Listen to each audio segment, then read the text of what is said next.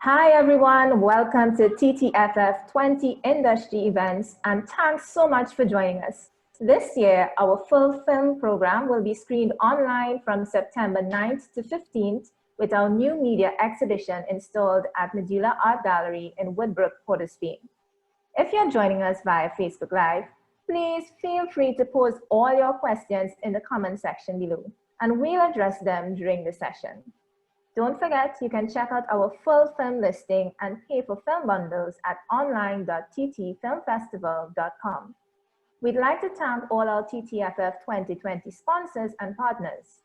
TTFF 2020 is given leading sponsorship by the Ministry of Tourism, Culture and the Arts, contributing sponsorship by Republic Bank Limited, with Shell Trinidad and Tobago Limited supporting TTFF 2020 online industry events. So thank you guys so much for joining us today for another Q&A with our wonderful filmmakers at Trinidad and Tobago Film Festival 2020. So with us today, we have Yves Deshommes. Very good. Thank you. And we have also Siwsanker Astrid. Yes, hello. How are you guys doing? Wonderful, wonderful. It's a tremendous honor to be part of the film festival at Trinidad and Tobago. It's a tremendous honor. Once again, thank you. On behalf of the filmmaker Lydia, I say thank you and we send greetings. Thank you. Same for me. Christian Lara couldn't be with us tonight, and he's really pleased to be part of this festival. He's really happy. He wanted to do it, and unfortunately with the COVID, it's impossible to come in here. But finally, we find a way this way, so that's why we can be able to speak about what he has in his mind about this movie. Great. Thank you so much for being with us. And congratulations to both of you guys on your wonderful films. Thank you. Yeah. Yves, let's start with you. Tell us a little bit about yourself and your journey into this film and making this film.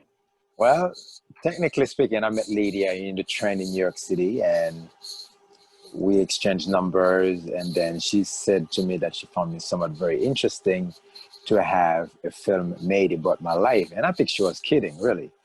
And then the next thing that I know, she called me, we set up meetings. And then the next thing that you know, we starting traveling from apartments in Brooklyn all the way down to Haiti. And this is how the film was made. And I'm so honored by such exposure.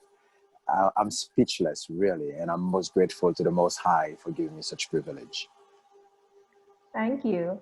And actually, that was one of my questions. I wanted to find out, how did she meet you to be able to get this film started, that for her to think that, hey, this is an interesting person, let me make a film about Yves. Yeah. So. Christian is always working on a movie. He never stops. He always is working on something. And once he called me and he told me about this film, I thought right away we need to do it because it's an important time right now to talk about this phenomenon. So we talked a lot about the way to do it, the way to show Paris in this position, and finally it was difficult, but we did it because it was the right moment. Last year and the year before, there was a very stressful time about immigrants in France. Mm-hmm. So that was a perfect time. Yeah, definitely. Yeah. So your film deals a lot about history, yes? So, yeah. Christian is very fond of history. You must know that his grandfather is first a Guadeloupean historian. So in each of his movies, there is a part of history in it. And especially on this one, he called it memory fiction because he is always thinking about the fact that not everything is told to people. And there are very covered parts. And he wanted to share the way he sees things as a filmmaker, but also as a person that is very fond of history, and the way he transmit this, I mean, this part of history that people don't know, is to say that we need to go further, and we need to go and find out the unknown things, the part that are not shown. Yes, that's a very interesting. That's a very interesting point, because I studied history as well in school, and one of the things that you find out, and the reaction in the film is very similar to my reaction when the guy explains the history that was not told. Part of my experience in school learning history, at first we learn about Christopher Columbus, he discovered the Caribbean, and then the higher you go, you say, but wait, it was not Christopher Columbus. People were here before. Many people were here before Christopher Columbus. Definitely, definitely. And what is interesting about this work is that you have to make research, of course, but also people talk together, but they will not say to a camera things that they really know, and they will really think about history, especially Black history. And he is making people that will never meet in the real life. They meet in this movie. The policeman finally get to know a bit more about this African person, on what he has to say, what he has to share, and why he's there, why he came on this place in Paris, what is he doing there. And that is interesting to understand why two Black people cannot meet anytime. And in this movie, well, they can do it, and they can talk, and they can share things. That's a great thing about it. And I think Christian give a lot of himself, things that he doesn't say to people, he put in this movie. Definitely. I think it's really interesting that he chose to use a police officer, because we know we have the Black Lives Matter movement happening all over the world now. And it's really very interesting, this movie, because it speaks to that. It speaks to the migrant problem in France as well, right? And it is really a commentary on the way the world is now, because in the movie itself, it talks about people being lost because they don't know their history and they don't know who they are. So it was really interesting to me that he brought across that representation. So Tammy, what were some of the challenges you all had in this film? It's a contribution. Yeah. So what were some of the challenges you all had in making this film?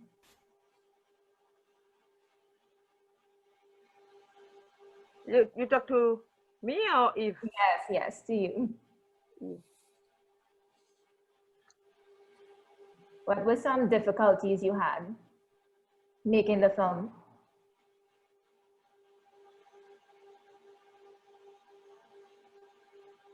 Are you hearing me? Okay, I'll come back to you. To Yves? Yes, Astrid. Yeah. Yeah? What were some of the difficulties? I can't answer. Okay. I don't know. Okay, no problem. We'll come back to you, Astrid.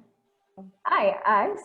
Yes. Yes, great. But if I can answer the question, for okay. Christian, the most difficult thing, it was to get the authorization, because Paris is a great city, and they wouldn't let us, show this side of the city. This not beautiful, the way people are on the street. They wouldn't like us to show that, and that was the most difficult part to do, because we asked to have, the little tents on the berge, on the close to the river. So they told us to be in a certain place at a certain time, but we couldn't really keep, the place, the Quai de Paris, and do that movie. So that was the most difficult part.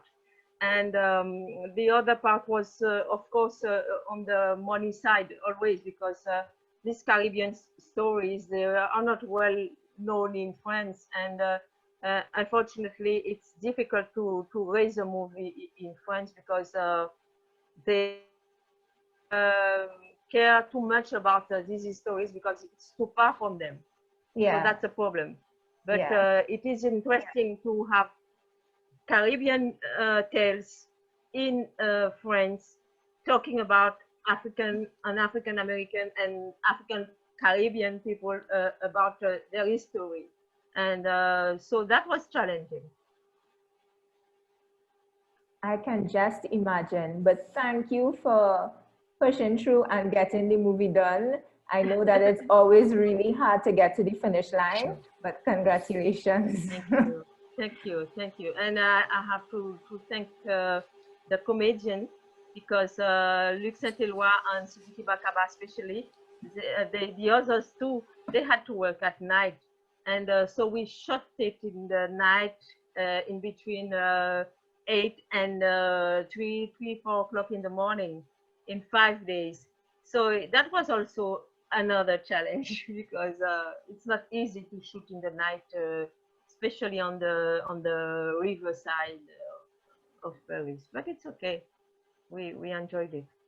Wow, that was an accomplishment. Yeah. Well done. Well done. Thank you. Thank you. You're welcome. Yes, Yves, hi. Hi. Great. Right, so tell me a little bit more about this story. How did you all get to filming? So she just saw you on a train and decided that I want to make a story about you. Well, we pretty much were talking, and we have so much things in common. First, she's a fabulous violinist, and I also play the violin. And she studies journalism. So we start talking, and I explained to her things that I do in my native land, Haiti, as far as helping children, building schools in a very rural area, very remote places. I explained to her that I use art as a medium. I sell paintings in order to raise funds to help out these children. And I also tell her I work in Manhattan as a concierge, and I'm a family man. So she said, "Wow, that's quite an interesting life." And she said, "Well, I would like to do a film about you." And this is how we come about to create Yves and Variation. Even the name in itself is somewhat impressive to me, because that would be the last thing on earth for me to think that someone would name a film after someone you just shoot for a documentary. So I was hoping a totally different name, but she said, "I would like to call the film Yves and Variation." I said, "That's very nice though." And I was very, very, very happy to hear that. And I'm really humbled by the entire experience. The film spoke for itself. I traveled the trains to go to work. I traveled to Haiti a great deal. I get into the ocean. The Caribbean Ocean could be very mean at times. We had some rough time at sea. Yes. We were afraid that we would lose the cameras because it was really rough at sea, is getting back from one part of town to the other part of town. So overall, it's an amazing experience. Great. So how long did you all take to film? Because I know it was extensive. It showed a lot about your life in a short space of time, but I could imagine that you spent a bit of time with you. They did an amazing job. First, they shot me at home in my apartment in Brooklyn. They shot me at work in a very, very clandestine manner, because pretty much we were not allowed to shoot directly, yes, at my job. That was technically forbidden. But I say, hey, after working at the place for over 25 years, why not take a risk? So I just took the risk. I think it pays off. You get to show people what I do.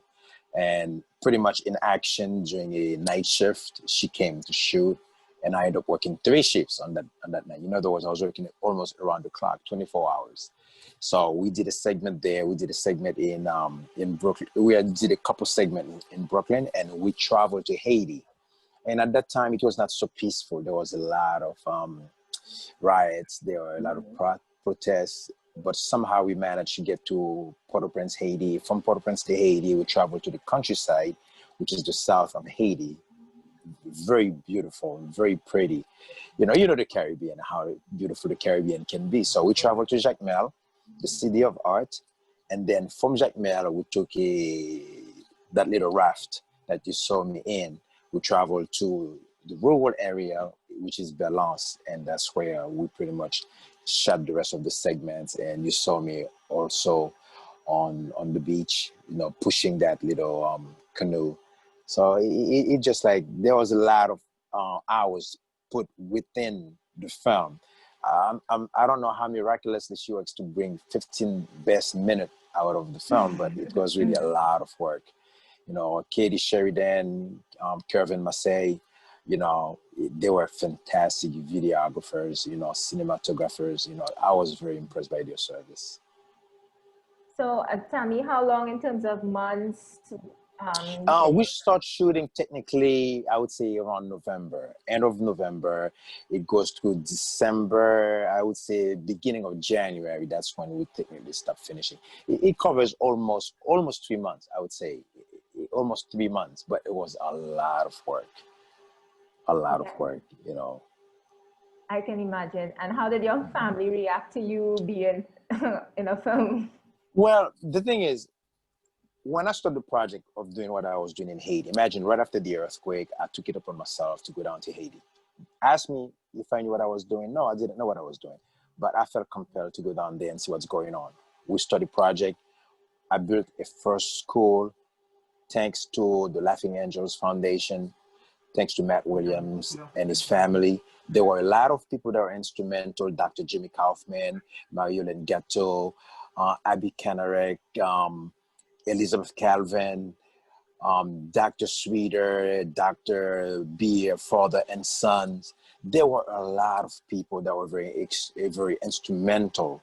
Yves Rose, a lot of people were supporting us creating that first project. Now move to the next project. As far as creating that school, I had an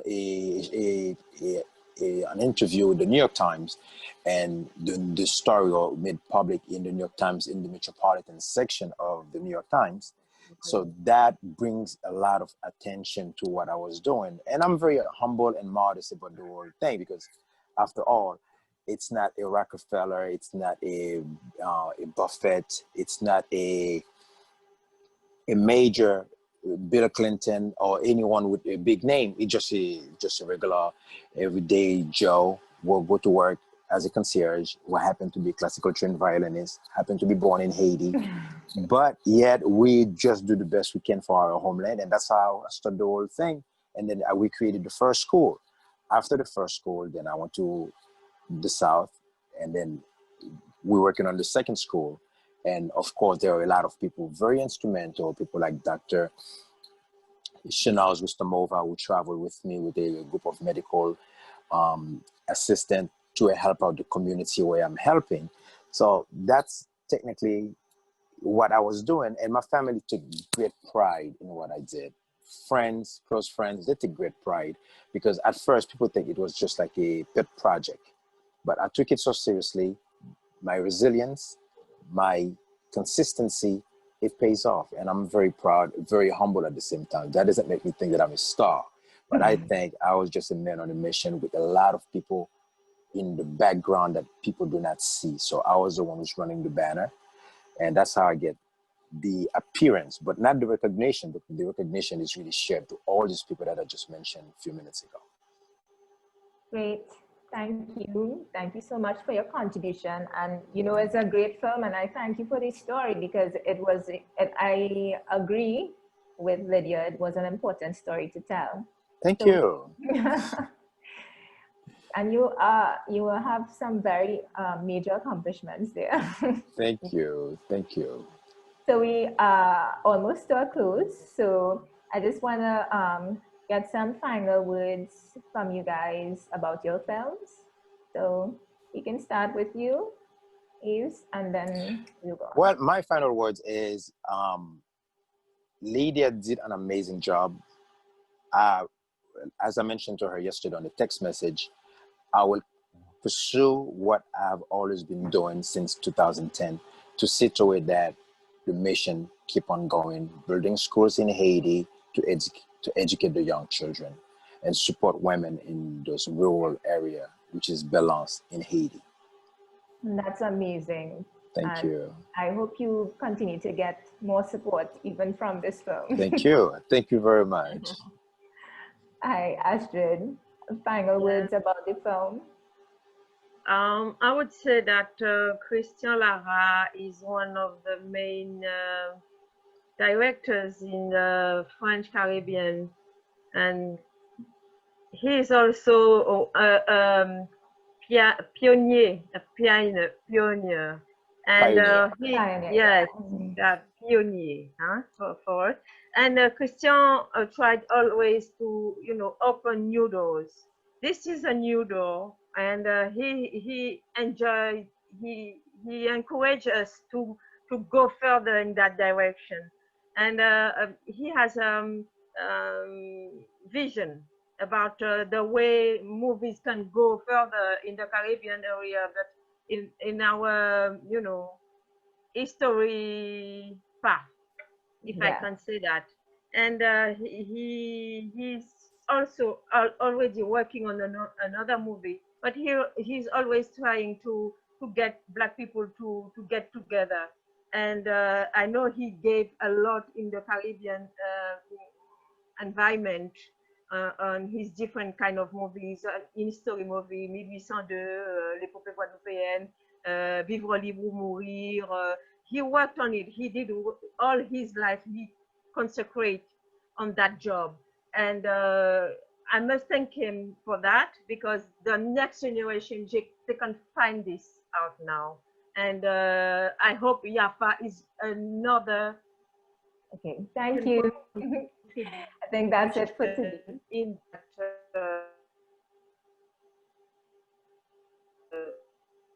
work he's doing. Yes. So thank you guys so much for participating in our Q&A. It's my pleasure. Thank you. So if you haven't checked out these films as yet, please check them out. You still have time. We have YAFA by Christian Lara, and we have Yves and Variation. And Variation. Correct. Bye. Bye-bye.